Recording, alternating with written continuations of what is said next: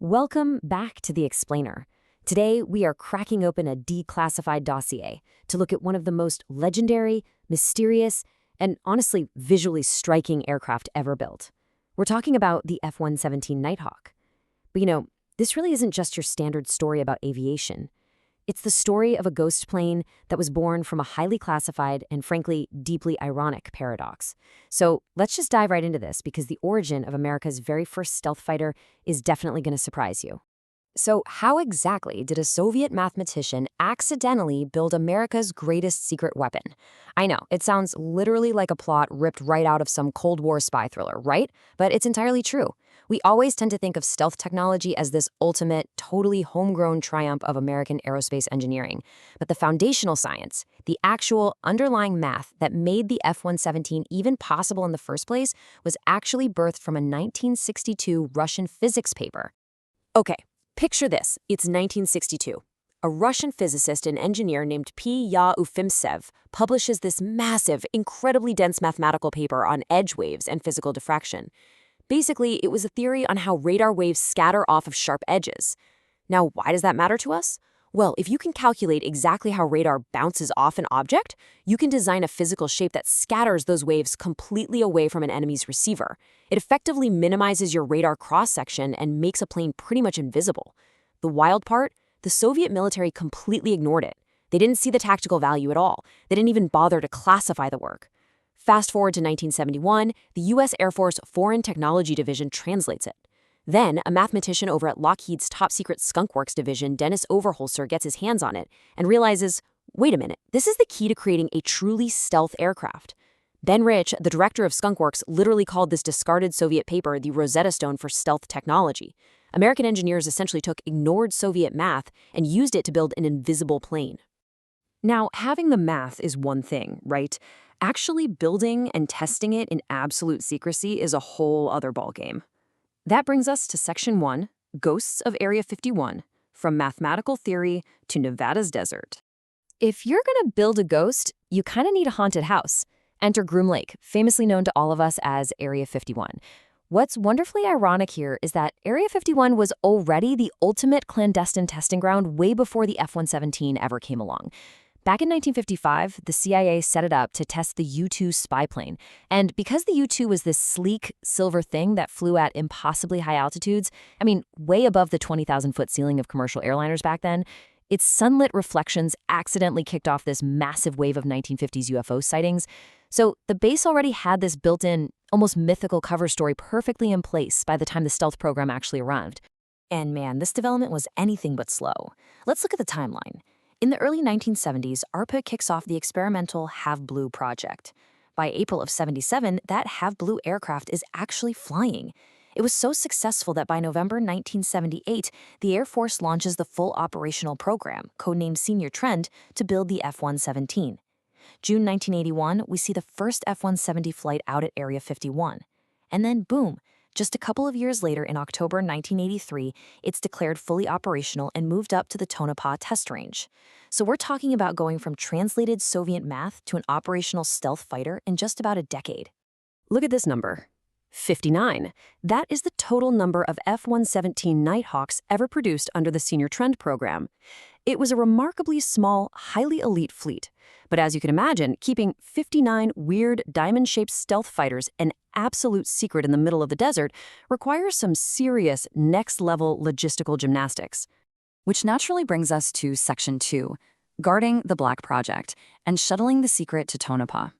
Seriously, think about the sheer logistical nightmare of this problem for a second.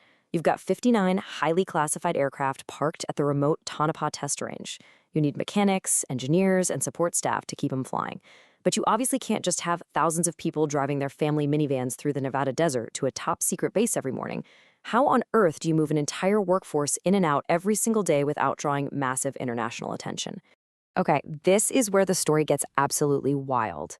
To shuttle these workers from Nellis Air Force Base up to Tonopah, the government quietly used a civilian charter fleet.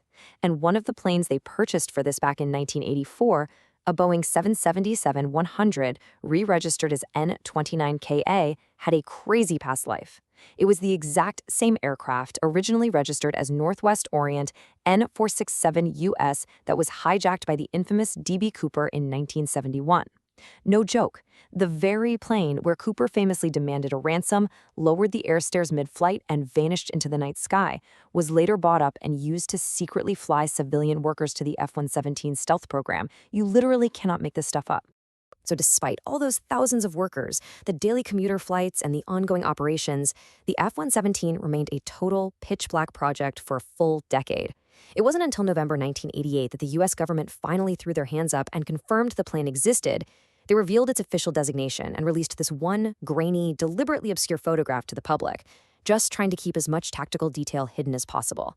But finally, the ghost was out of the shadows. At the end of the day, though, an aircraft isn't just built to hide, right? It's built to fight. And so we enter Section 3, Trial by Combat, into the fire. The funny thing is, military leaders were initially terrified to actually use this thing in combat because they deeply feared losing their ultimate secret. Check out this progression. Step 1, in 1986, during the major strikes against Libya, the F-117 was operational and ready to go. But the Secretary of Defense intentionally kept it sidelined, totally refusing to risk revealing the plane. Step 2, it finally sees its first real combat action a few years later, in 1989 during Operation Just Cause in Panama. But Step 3 is the big one. Operation Desert Storm in Iraq in 1991. This was the true proving ground. The F-117 was unleashed on the heavily integrated air defense networks over Baghdad.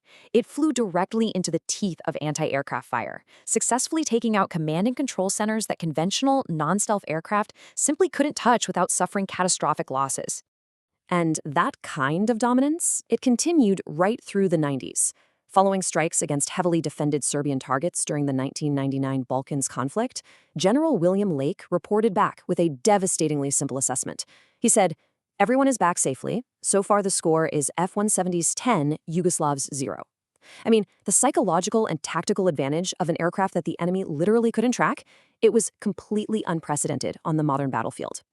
But, as the years went by and it was retired, the files opened up. That brings us to Section 4, Declassifying the Legacy, where we examine the raw combat data to see how the legend matched up with reality. If we look at the data completely impartially, we definitely do see a gap between wartime PR and the audited facts. After Desert Storm, the Department of Defense came out claiming the F-117 had this incredible 80% bomb hit rate.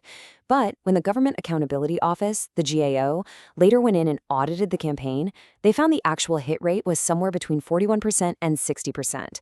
Now, it's absolutely vital to understand the military context here, though. Executing even a 41 to 60% success rate at night against heavily fortified targets with a 0 casualty rate, that was a complete paradigm shift for aerial warfare.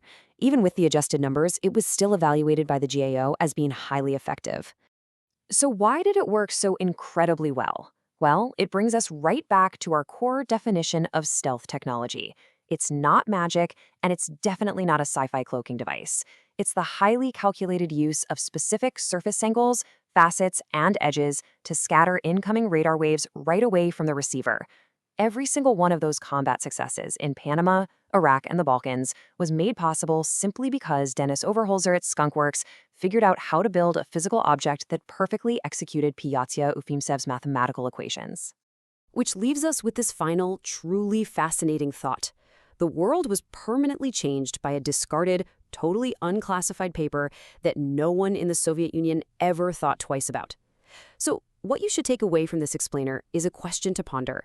If a forgotten 1962 Soviet physics paper could birth the F-117 and rewrite modern aerial warfare, what unread, obscure academic theories sitting in a library right now are secretly shaping the classified black projects of tomorrow?